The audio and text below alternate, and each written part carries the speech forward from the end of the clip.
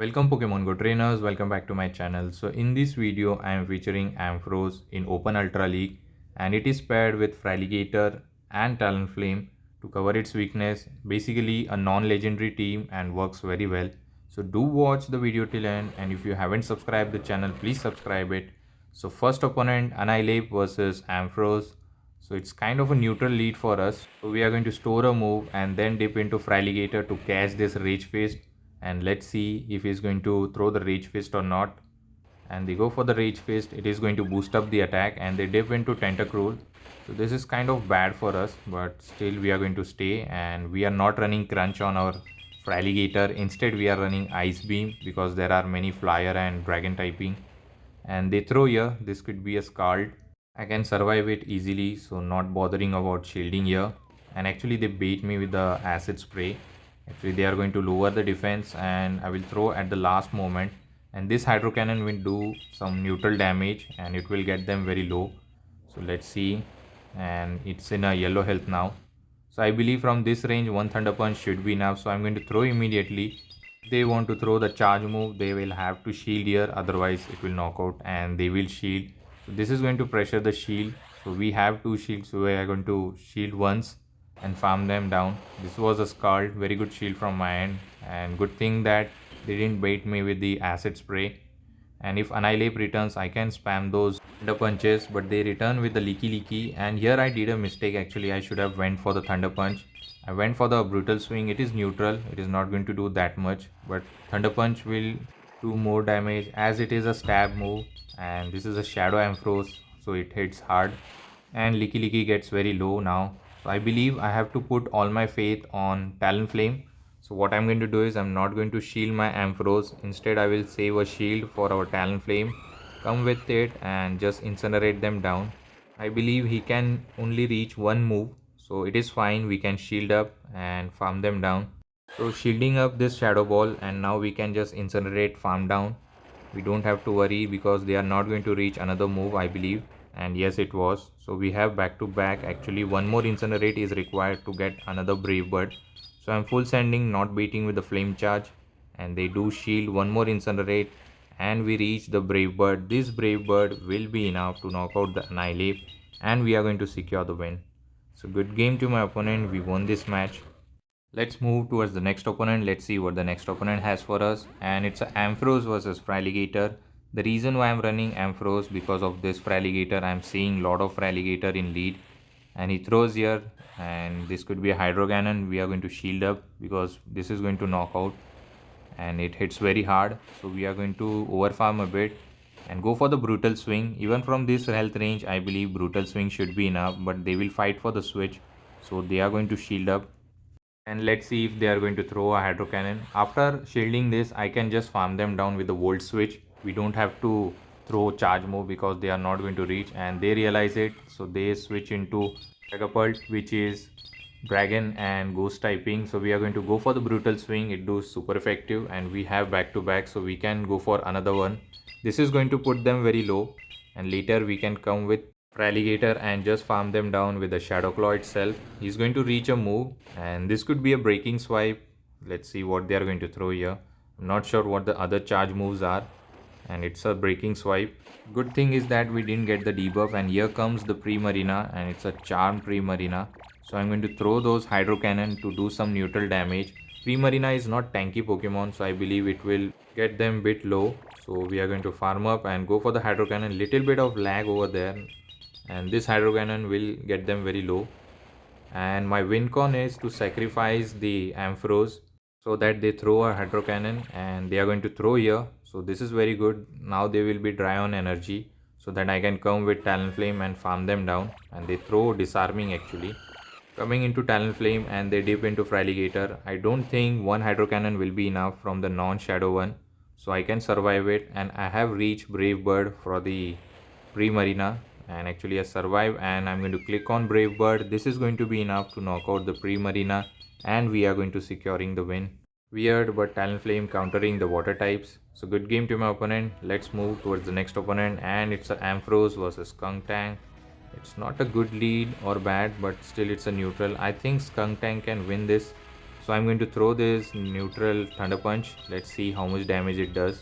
Ampharos is very hard hitting Pokemon, especially the Shadow one. Look at the damage, more than half of the health is gone. So he's going to throw here. This could be a Crunch or Trailblaze. We are going to shield up. And they go for the Trailblaze just to boost up the attack. This time I will bait him for the Brutal Swing. Let's see if he's going to give up the first shield at least. And they do shield, and hopefully I can reach another move. But I don't think it's going to happen because Poison Jab generate energy faster than Volt Switch. So they are going to throw here, not going to shield.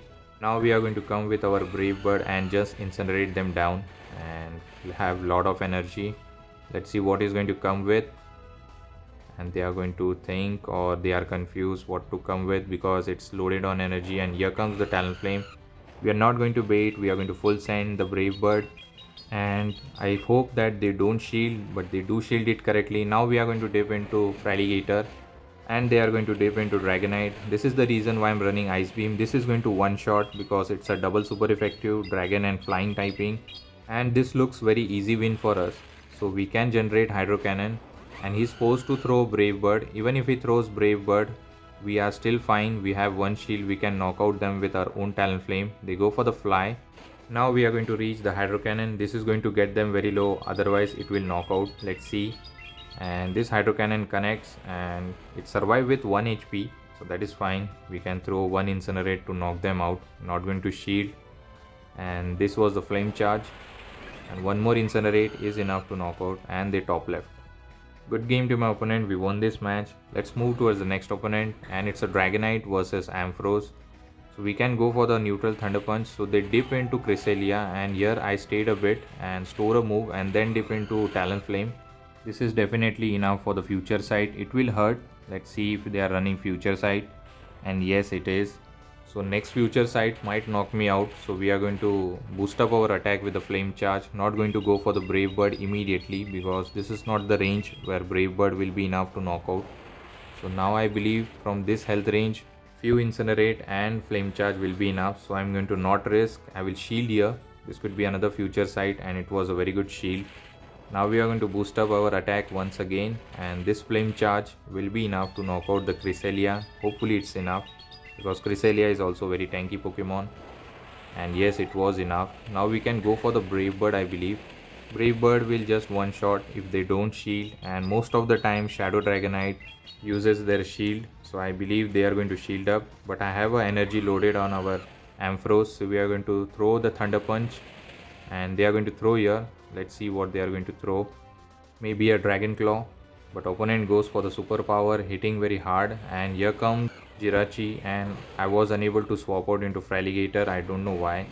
So now they have shield advantage, so they will outpace me. So we're going to throw Doom Desire, I believe. It is not very resisted, but still I have to shield because this is my last hope. I have to overfarm a lot so that I can get ready for the Dragonite as well. So they are going to throw here. This is another Doom Desire, which is going to put me a bit low. And look at the damage. Didn't do that much, but still it put me very low. I have overfarm a lot. Going for this Hydro Cannon, and this is going to knock out the Jirachi. Now I'm hoping that Hydro Cannon should be enough to knock out the Dragonite, but I'm not sure. Even though it's a glassy Pokemon, water type moves are resisted.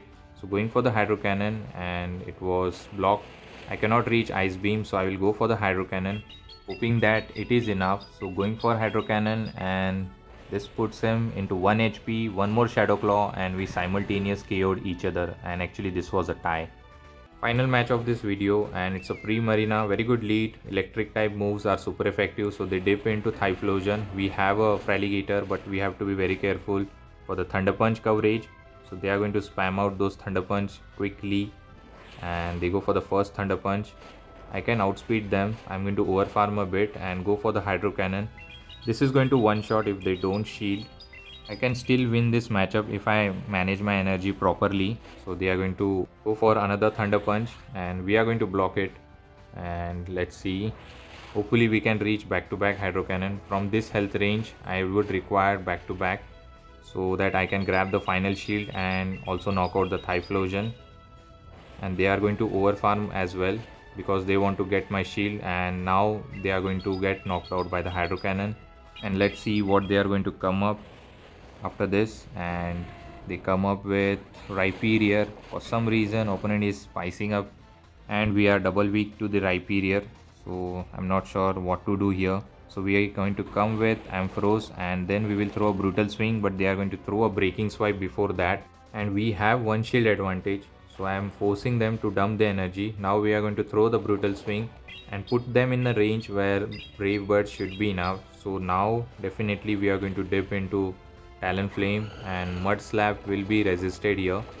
So they are going to stay and this is enough for the Rock Wrecker, not going to risk. We are going to shield up. Actually this Rhyperior is running Stone Age. That is fine. We are going to overfarm a bit and here comes the Primarina. Charms are resisted so we can overfarm a bit. So we are going to go for this Brave Bird. This is going to put them very low. And one more Incinerate is required. And we'll generate it on Primarina and go for the Brave Bird on the Rhyperior and knock out the rock typing with the flying type move. Sounds very interesting. If you find this battle very interesting, please subscribe the channel, like and comment as well, and also share with your Fogo friends. See you in the next video. Till the time, take care trainers. Have a good day. Bye.